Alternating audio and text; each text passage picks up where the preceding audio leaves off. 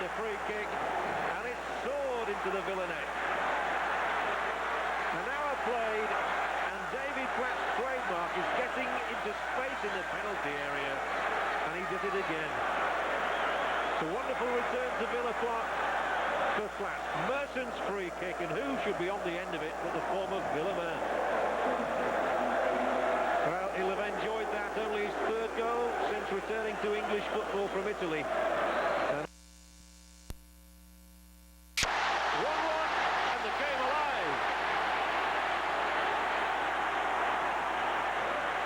5 minutes after David Platt soared to head Arsenal in front, ditto, Dwight York.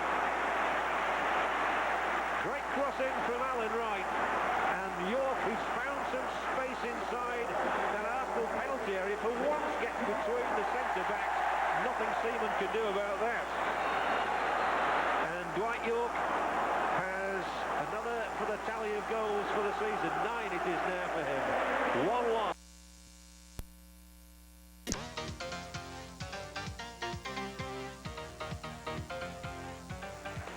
Ago it was Brian Robson, now it was the turn of Chelsea's Mark Hughes to receive a tumultuous welcome on his return to the ground where he enjoyed so much success.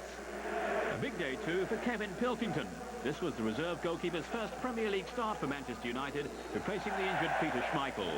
Without the informed Ryan Giggs through injury, United lacked their fluency of recent displays, but soon challenged Chelsea's goal. This was Paul Scholes testing Dimitri Karin. Chelsea hadn't created much, but 8 minutes into the second half, sneaked ahead with a goal from Dennis Wise that threatened to extend their record of having lost only twice at Old Trafford in the last 30 years. Pilkington saved well from John Spencer, but Wise guided in the rebound. It all stemmed from an error by Lee Sharp. Just after the hour, though, United were level. A goal from 20-year-old David Beckham as the home side finally came to life. Scholes and Andy Cole failed to score, but Beckham's chip left Karin grasping thin air for his fourth of the season. Andy Cole has yet to find goal-scoring consistency at Old Trafford, and his doubters were given fresh ammunition through his astonishing miss a few minutes later. 1-1 in finish at Old Trafford. United's year-long unbeaten home record, though, is preserved.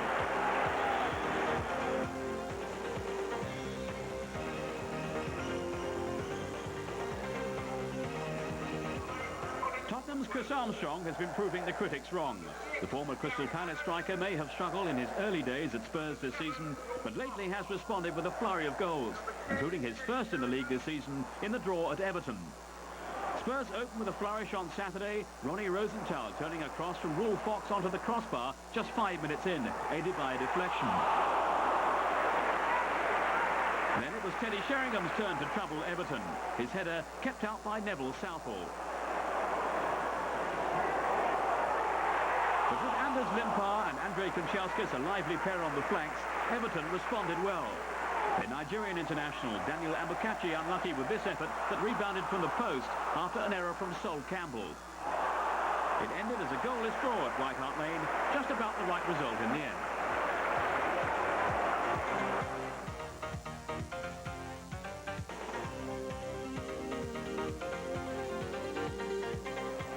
Brolin had an encouraging first full game for Leeds in their League Cup win over Blackburn in midweek.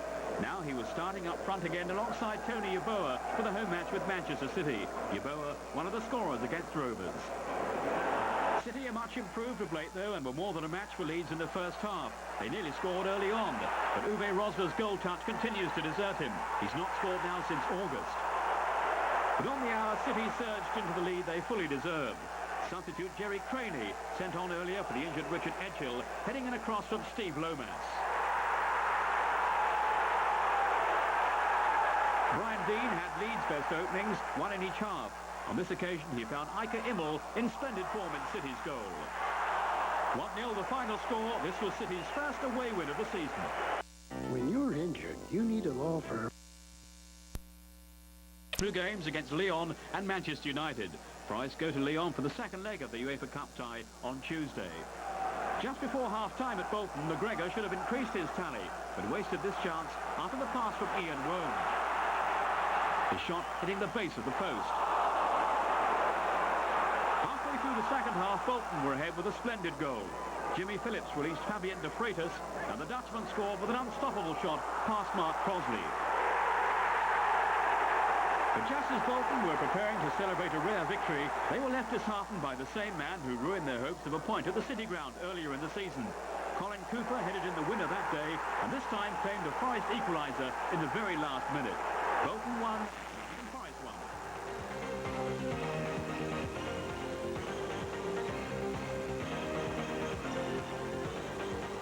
Liverpool are in the throes of their worst run in 40 years, and early on against struggling Southampton, they lacked conviction again.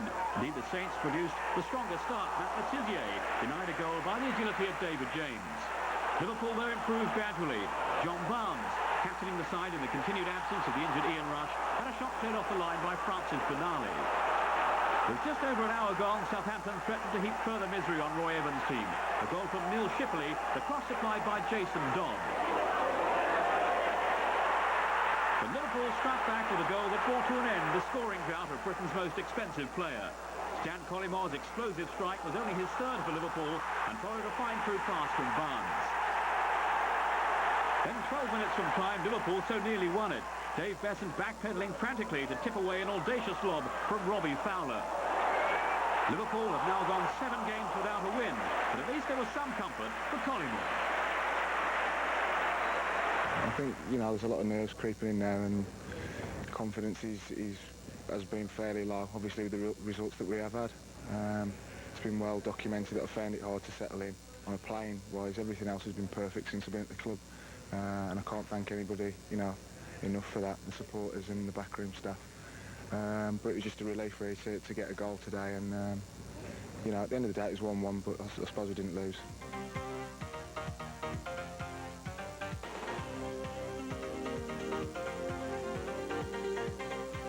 After their troubled start to the season, Queen's Park Rangers are hoping that Mark Hateley can improve their attacking options. The former England striker is finally fit to play after his recent move to the club from Glasgow Rangers.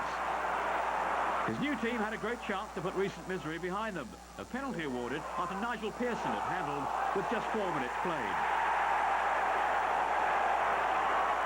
But Simon Barker's woeful kick didn't even require a save from Gary Walsh as he shot over the top with Rangers' first penalty of the season. Just a few minutes later, a penalty for Borough. This after Philip Stamp was brought down by the unfortunate Barker, not his day. Borough, though, nearly wasted their opportunity too.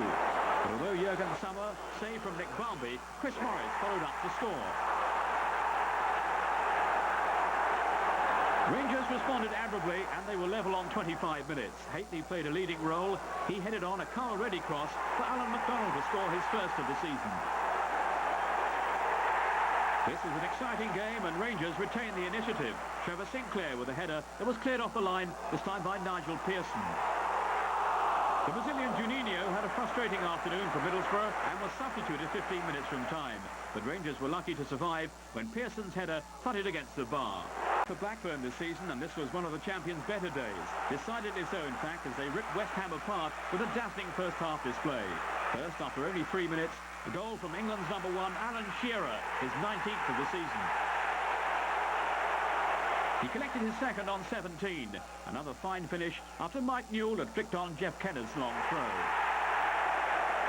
West Ham were clearly missing the injured veteran defender Alvin Martin, and it was 3-0 on 32. Mike Newell the scorer this time from Stuart Ripley's pass. Rovers were coasting now towards a 5th consecutive home win in the Premier. The Ewood Park crowd were hoping for another Shearer hat-trick to celebrate, and he duly obliged on 64 after he'd been fouled by Julian Dix. Shearer stepped up for his 3rd treble in only 10 weeks this season, and his 7th in a Rovers shirt. West Ham had been playing well lately, and they gave themselves hope of a mini revival in this one by pulling a goal back through a penalty of their own. Robbie Slater pulled down by David Batty.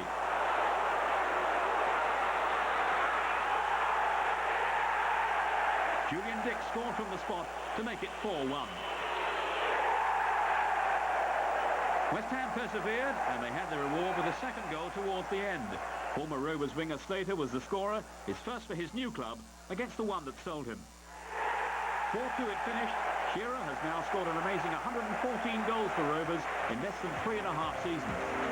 Has been all about this season. 8 minutes gone. Terrific football, and Les Ferdinand hits his 19th goal of the season. magnificently done.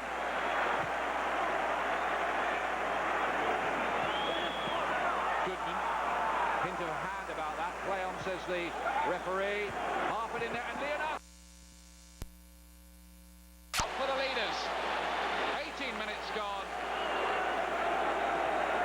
Harford to Goodman, who cuts it back, and Holdsworth unerringly finds the corner of the net.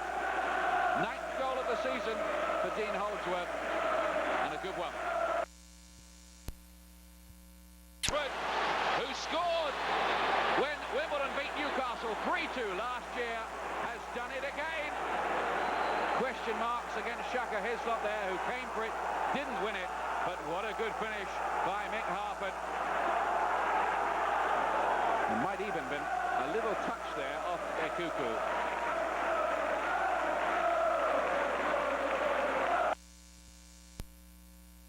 Touched the ball about 4 times in this match so far. He scored twice. Gillana picked up Ferdinand's run and says, here we are, put this one in. He did.